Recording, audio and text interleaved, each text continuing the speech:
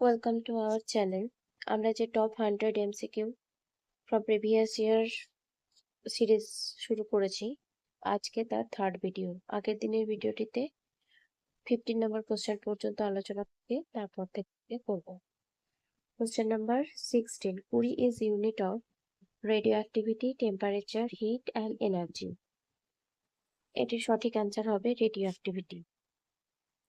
সঠিক অ্যান্সারটি হবে রেডিও অ্যাক্টিভিটি।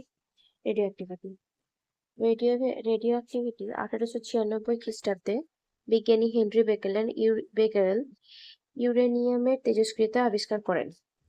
রেডিও অ্যাক্টিভ এলিমেন্টগুলি হচ্ছে ইউরেনিয়াম, লেড, লেড 210, যেটা লেড 210, এটা হচ্ছে রেডিও অ্যাক্টিভ এলিমেন্ট, এবং রেডিয়াম, রেডিয়াম এক্সেট্রা। আর 1 সমান কুড়ির কথা বলেছে, তো 1 সমান 3.7 ইন্টু 10⁻10 বেকেরেল। আর রাদারফোর্ড হচ্ছে রেডিও অ্যাক্টিভিটির একটি অন্যতম ইউনিট, এবং রেডিও অ্যাক্টিভিটির এসআই ইউনিটটি হলো বেকেরেল। তারপরে টেম্পারেচার, হিট, এনার্জি হচ্ছে কোনো বস্তুর কার্য করার সামর্থ্যকে এনার্জি বলে। আর এনার্জি হচ্ছে কার্য এবং এনার্জি ইউনিট যদি বলি, কার্য এবং এনার্জির সেম ইউনিট। সিজিএস পদ্ধতিতে হচ্ছে আর্ক, আর এসআই পদ্ধতিতে হচ্ছে জুল। আর 1 জুল সমান 10⁻7 আর্ক। আর তারপরে আসি টেম্পারেচারে। টেম্পারেচার মানে তাপমাত্রা। টেম্পারেচার মেজারমেন্টের জন্য আমরা থার্মোমিটার ব্যবহার করি। আর টেম্পারেচারের এসআই ইউনিট হচ্ছে কেলভিন। টেম্পারেচারের এসআই ইউনিট হচ্ছে কেলভিন, কে। এবং সিজিএস ইউনিট হচ্ছে ডিগ্রি সেন্টিগ্রেড। আর হিট মানে হিট হচ্ছে এক প্রকার শক্তি যা গ্রহণ করে বস্তু গরম হয় এবং বর্জন করলে বস্তুটি শীতল হয়। আর হিট মাপার জন্য ক্যালোরিমিটার যন্ত্রের সাহায্যে হিট মেজারমেন্ট করা হয়। আর এসআই পদ্ধতিতে ইউনিট হচ্ছে জুল হিটের। আর সিজিএস পদ্ধতিতে হচ্ছে calorie, CAL। Next question number 17, what is the chromosome number of human ovum?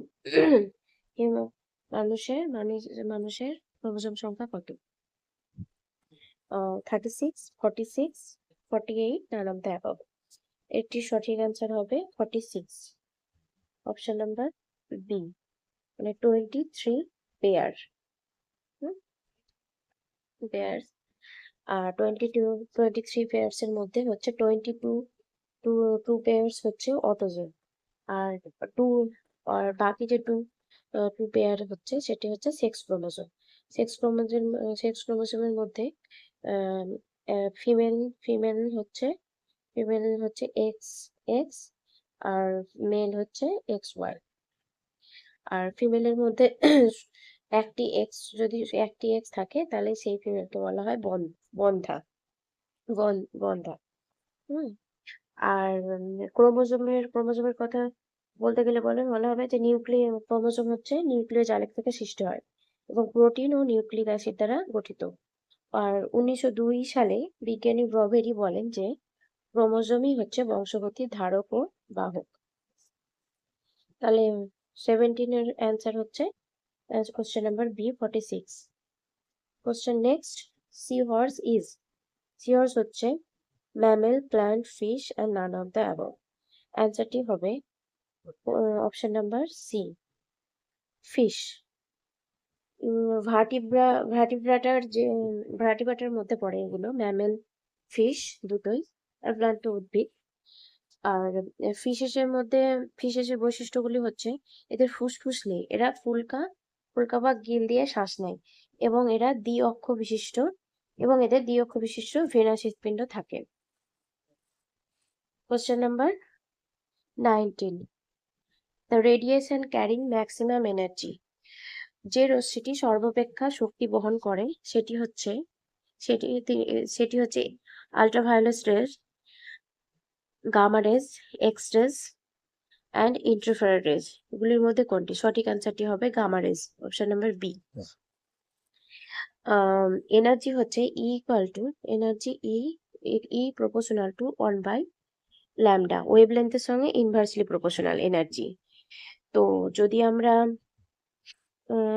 আমরা দেখি, যদি আমরা ওয়েভলেন্থ অনুযায়ী লিখি, তাহলে প্রথমে আসবে গামা যেটা হচ্ছে সব থেকে স্মলেস্ট ওয়েভলেন্থ। তারপরে আসবে এক্স রে, তারপরে আসবে ইউভি রে, তারপরে আসবে ভিজিবল লাইট, তারপরে আসবে ইন্টারফেরেট, তারপরে আসবে রেডিও, তারপরে আসবে মাইক্রো, তারপরে আসবে মাইক্রো। তো উপর থেকে নিচের দিকে যত নামবে তত বাড়বে। তার মানে গামা হচ্ছে সব থেকে smallest wavelength.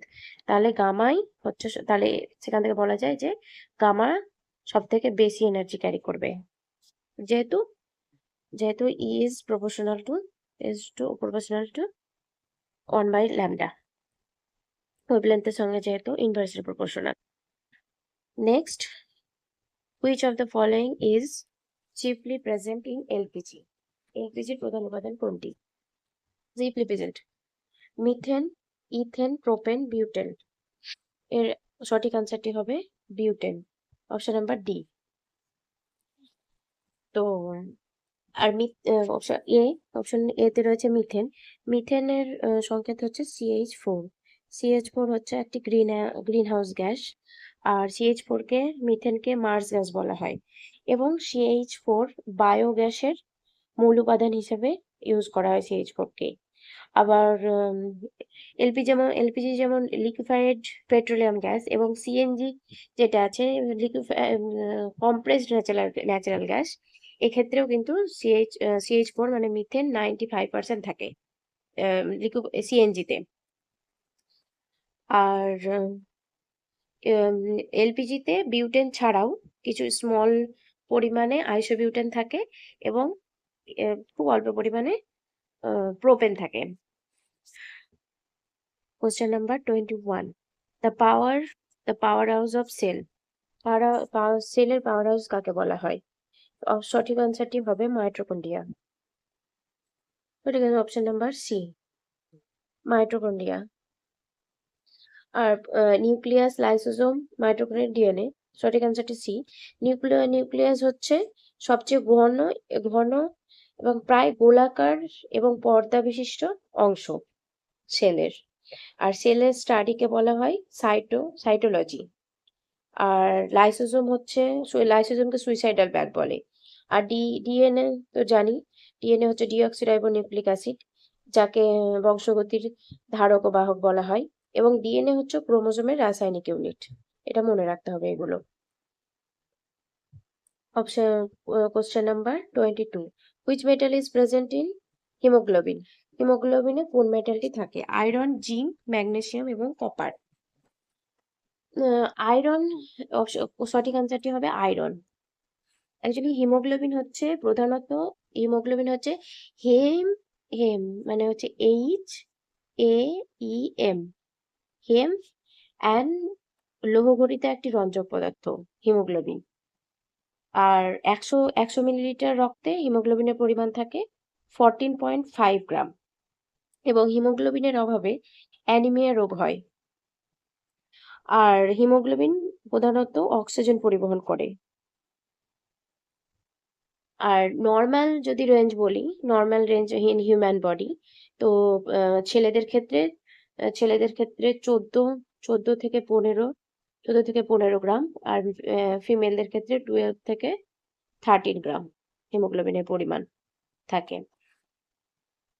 Question number haemoglobin 22 হলো। Question number 23. Which among the following is present in refrigerator কোন গ্যাসগুলি থাকে নিচের মধ্যে? Carbon dioxide, methane, helium, CFC. সঠিক অ্যান্সারটি হবে সিএফসি, ফ্লোরোফ্লুরোকার্বন। কাজ রয়েছে carbon dioxide, methane, helium, CFC. এখানে হিলিয়াম ছাড়া তিনটি, আর হচ্ছে এন, আর হচ্ছে N2, আর হচ্ছে N2O, O3, আর হচ্ছে জলীয় বাষ্প H2O। এই যে ছটি, এই ছটি হচ্ছে গ্রিনহাউস গ্যাস। এই ছটি হচ্ছে গ্রিনহাউস গ্যাস। আর এখানে সিএফসির কথা, সিএফসি হচ্ছে সঠিক অ্যান্সার, হচ্ছে সিএফসি। সঠিক অ্যান্সার হচ্ছে সিএফসি, ডি। আর যদি সিএফসি না থাকতো, যদি ফ্রেয়ন থাকতো, তাহলে কিন্তু অ্যান্সারটি ফ্রেয়ন হয়ে যেত। আর যদি সিএফসি কথা বলি, তাহলে সিএফসির জন্য আর কিছু পয়েন্ট মনে রাখতে হবে। এটা হচ্ছে একটা গ্রিনহাউস গ্যাস, প্রথম পয়েন্ট। দ্বিতীয় পয়েন্ট হচ্ছে এটি ওজন ডিপ্লেটিং সাবস্টেন্স হিসাবে, মানে ওজন ডিপ্লেটিং সাবস্টেন্স বলা হয় সিএফসি কে। আর সিএফসি পুরোপুরি বন্ধের জন্য যে মন্ট্রিয়াল প্রোটোকল এগ্রিমেন্ট হয়েছিল 16 সেপ্টেম্বর 1987-তে। এগুলো মনে রাখতে হবে। Question number 24। কোশ্চেন নাম্বার 24 কি বলছে? কোশ্চেন নাম্বার 24 বলছে O2 negative is dielectric with, মানে O2 নেগেটিভ এর সমসংখ্যক ইলেকট্রন আছে যেটিতে F2 নেগেটিভ, মানে F2 নেগেটিভ, মানে F2 নেগেটিভ, এখানে আছে, সরি, 2 নেগেটিভ নয়, শুধু নেগেটিভ, F নেগেটিভ। তারপরে হচ্ছে Cl নেগেটিভ, লিথিয়াম পজিটিভ, আর পটাশিয়াম পজিটিভ। তো অক্সিজেনের অ্যাটমিক নাম্বার হচ্ছে 8।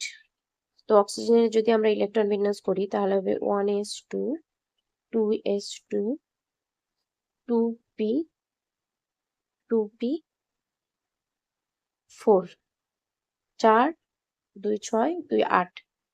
তো এখানে যেহেতু 2 নেগেটিভ আছে, তার মানে দুটো ইলেকট্রন গ্রহণ করেছে, তাহলে সেই ক্ষেত্রে অক্সিজেন হয়ে যাবে 10। তো সেই ক্ষেত্রে ইলেকট্রন বিন্যাসটি হবে, সেক্ষেত্রে